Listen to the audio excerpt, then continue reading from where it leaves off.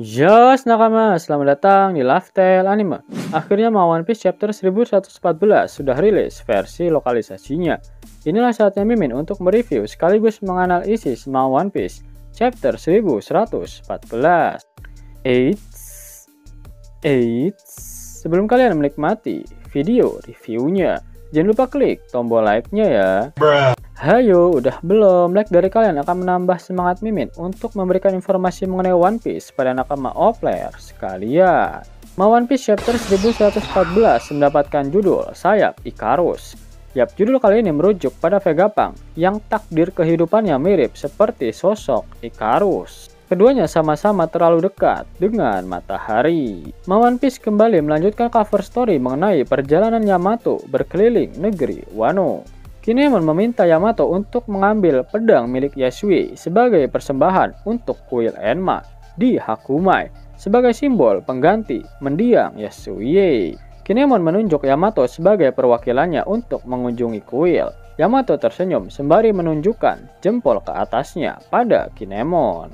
Sebagai penjelasan singkat, Yamato sedang melakukan Daisan, yaitu kunjungan kuil yang dilakukan oleh seseorang untuk menggantikan orang lain sebagai perwakilannya.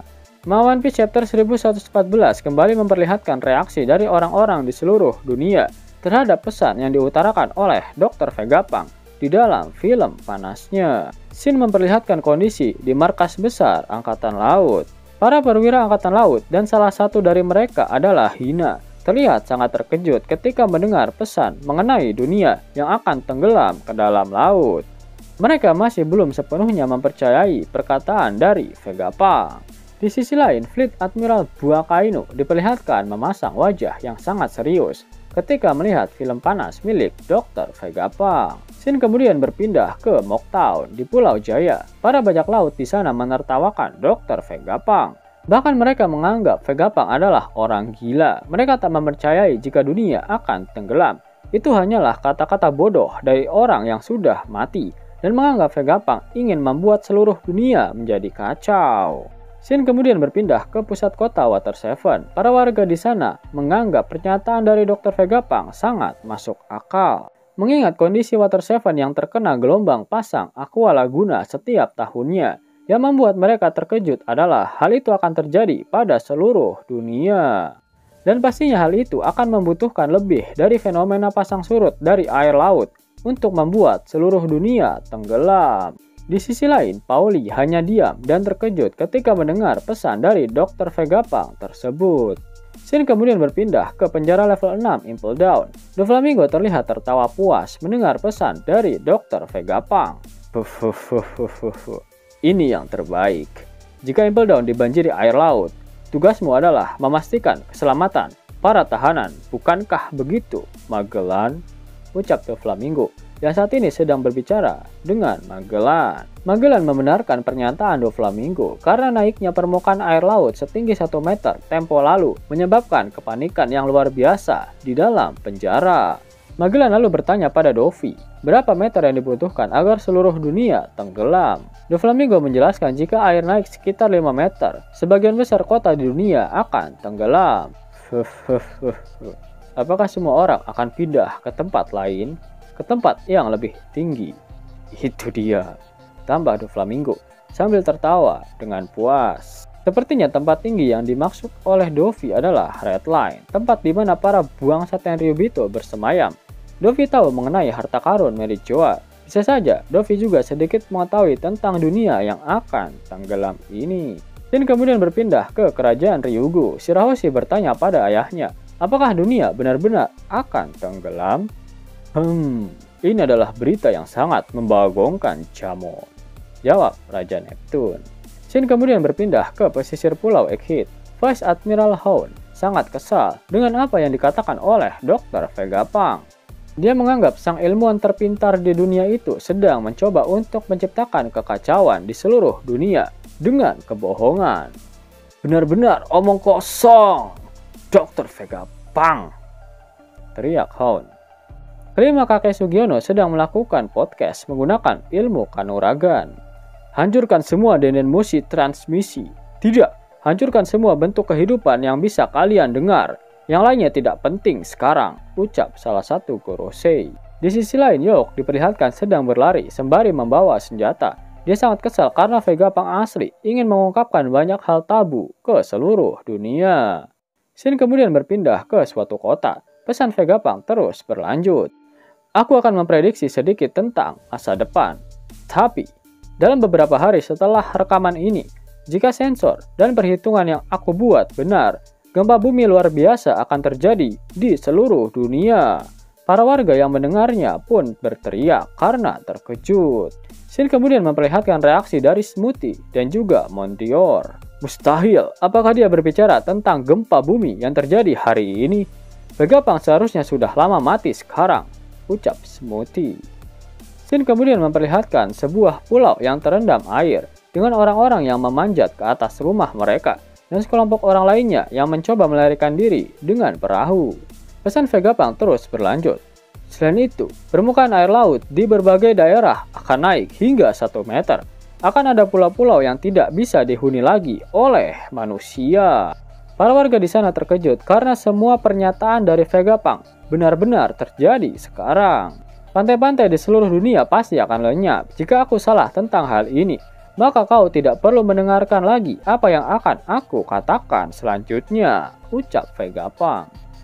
Shin memperlihatkan Lord Tonjit di pulau Longring Longland, lalu Shin berpindah ke pulau Hachinosu. Apa-apaan ini? Ini terlalu menyeramkan. Dia benar dalam setiap perkataannya, teriak para bajak laut di sana. Hujan juga diperlihatkan, dia hanya terdiam dan seluruh tubuhnya dipenuhi dengan perban. Pesan Dr. Vegapunk terus berlanjut. Namun, jika semua hal ini benar-benar terjadi, aku ingin kalian semua mendengarkan dengan seksama apa yang akan aku katakan. Gempa bumi itu bukanlah fenomena bencana alam. Shin kemudian kembali ke pulau Egghead. Saturn kesal dan berteriak agar Vegapunk tak berbicara lebih banyak lagi.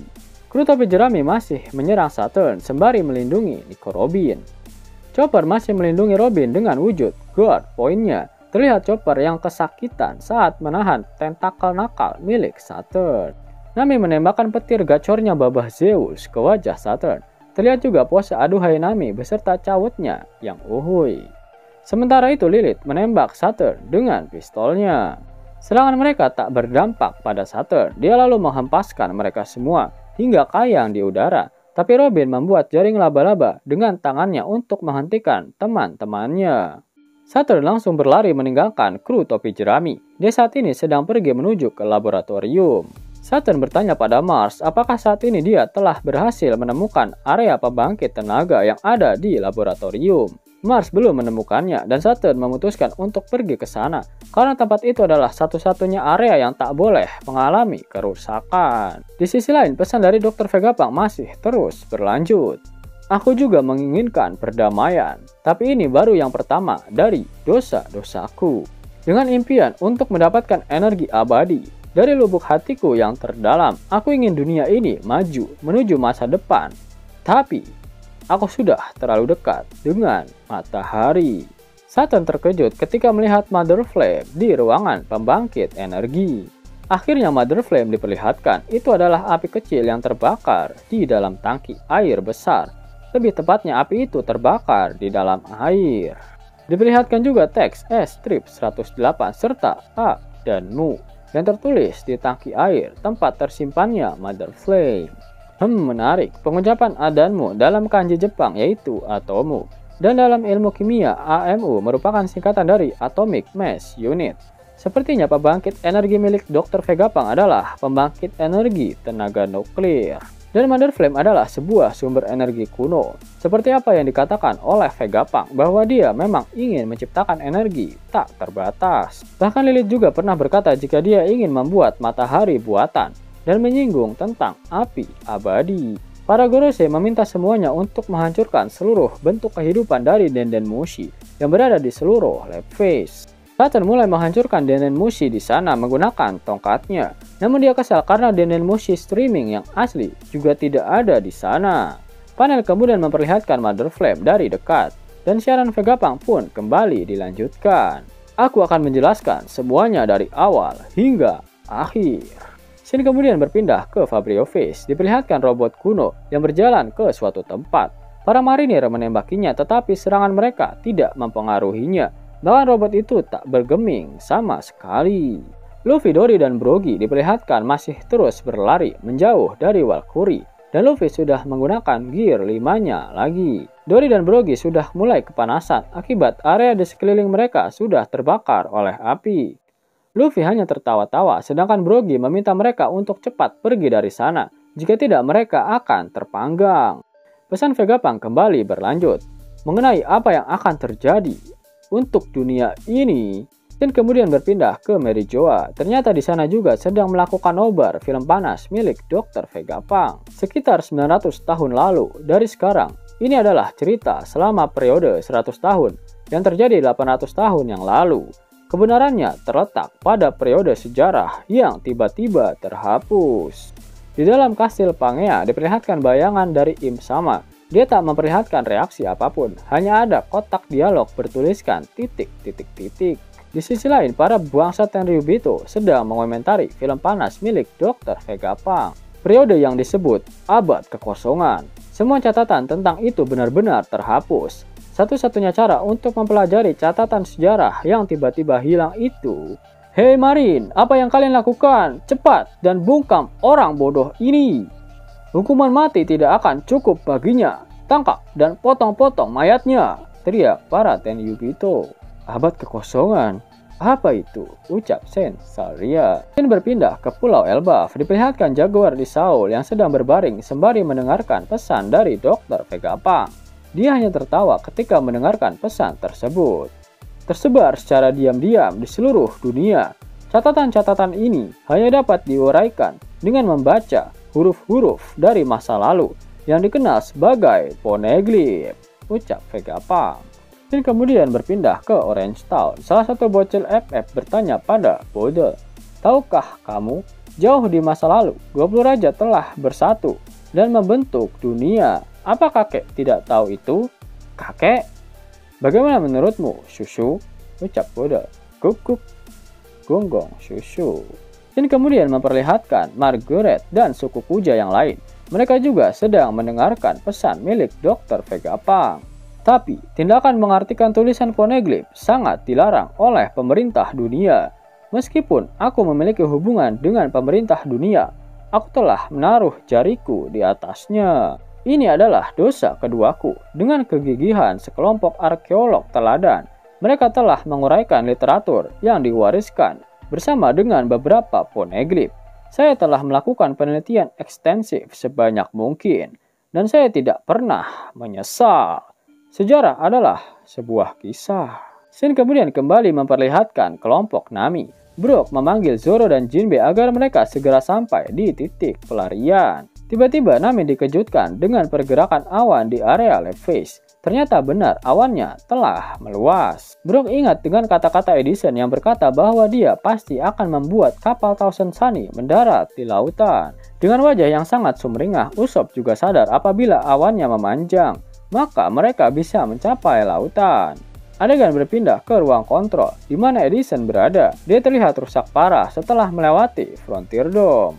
Pastikan kalian berhasil melarikan diri. Bajak laut, topi jerami. Jangan sampai tertangkap oleh orang-orang seperti pemerintah dunia, ucap Edison. Pesan milik Dr. Vegapunk terus berlanjut. Singkatnya, apa yang aku tahu adalah kisah yang tidak lengkap tentang abad kekosongan. Aku tidak bisa mengisi ketidaklengkapan itu dengan imajinasi dan teori-teori liarku. Tapi aku akan memberikan kebenaran yang aku temukan. Hei, jangan terlalu ceroboh, Mugiwara, teriak Brogy. Ternyata Luffy kembali menyerang Valkyrie. Kali ini dia mendaratkan tinju raksasa dalam mode gear kelimanya, tepat di hidung babi ngepet Valkyrie. Kali ini akan berhasil, teriak Luffy. Berbarengan dengan itu, Vegapunk mengungkapkan fakta yang sangat membagongkan. Tokoh utama dalam cerita ini lahir 900 tahun lalu di sebuah kerajaan dengan peradaban yang sangat maju. Dia sangat mirip dengan Dewa Matahari Nika yang legendaris. Diceritakan secara turun-temurun dalam kepercayaan Elbaf. Dia adalah seorang pria yang bertarung dengan tubuh yang elastis. Namanya adalah Choi Boy. Dia adalah orang yang dikenal sebagai bajak laut pertama di lautan. Saat Vegapunk mengatakan ini, Luffy terlihat kesakitan karena ternyata serangannya tetap tidak bisa menembus kulit keras milik Valkyrie. Sedangkan Dory dan Brogy tertawa melihat ekspresi kocak Luffy yang juga terlihat menangis. Yap, Luffy meskipun dalam wujud gear kelimanya dan bahkan serangannya juga sudah dilapisi dengan haki, masih tetap tidak bisa melukai Gorosei. Gorosei sangat takut apabila buah iblis Nika sampai bangkit. Namun di sini terlihat Luffy tak ada apa-apanya di hadapan mereka. Itu artinya memang kekuatan Nika Luffy masih belum mencapai level maksimal. Nika dikatakan sebagai dewa matahari, namun dia bertarung dengan kekuatan tubuh yang dapat melar. Apakah ini sedikit aneh? Seharusnya ada bumbu-bumbu api atau panas di sana, karena dia adalah dewa matahari. Jika kalian sadari, terdapat satu hal menarik di sebuah color spirit. Sebelum Luffy membangkitkan mode Gear 5-nya, Oda sudah membuat color spirit ini. Diperlihatkan Luffy dengan rambut yang sama seperti mode Gear 5, namun berwarna merah, dan ada api yang menyala-nyala di tinjunya. Bagaimana cara Luffy bisa mendapatkan kekuatan api tersebut? Mother Flame lah jawabannya. Jika kalian perhatikan, api Mother Flame bentuknya sangat mirip dengan rambut Gear 5 milik Luffy. Kemudian saat di Skypiea, Luffy dan Usopp goyang ngebor ala Sun God Nika dan diiringi dengan alunan genderang pembebasan. Serta kalian sadar apa yang dikelilingi oleh Luffy dan yang lainnya? Yap, api. Dalam buklet Road to Laugh Tale, Oda mengatakan bahwa Gear 5 Luffy terinspirasi dari sosok Hanuman. Dan dalam ceritanya, Hanuman dikatakan pernah melahap matahari. Apakah Luffy benar-benar akan melahap Mother Flame? Mother Flame adalah sumber energi kuno, mirip seperti matahari buatan. Kekurangan wujud Gear 5 Luffy adalah tenaganya yang cepat terkuras habis. Jika Luffy memakan Mother Flame, maka efek samping itu akan menghilang. Dan bahkan Luffy benar-benar bisa menjadi sosok Sun God Nika yang seutuhnya. Karena dia dapat menggunakan teknik berbasis api. Dan disinilah Luffy baru bisa melukai para Gorosei. Benar-benar sangat membagongkan. Bagaimana menurut Nakama? Tulis pendapat kalian di kolom komentar ya. Pada akhir One Piece chapter 1114 ini, Oda Sensei mengeluarkan kata-kata mutiaranya. Itu artinya minggu depan One Piece libur. Mau dapat uang hingga 50.000 gratis dan bisa langsung ditarik? Buka tabungan di aplikasi Neobank sekarang juga. Karena di aplikasi ini kalian bisa dapatkan banyak uang tunai gratis. Serta banyak sekali diskon-diskon menarik yang bisa kalian dapatkan. Gaskan! Link ada di kolom deskripsi ya nakama. Namun sebelum Mimin masuk ke dalam pembahasannya, Laugh Tale Anime yang berkolaborasi dengan Misfit Society kembali mengeluarkan kaos terbaru nih, yaitu desain Zoro dalam mode Asura loh. Keren banget pokoknya. Gak percaya? Silahkan dicek di short videonya.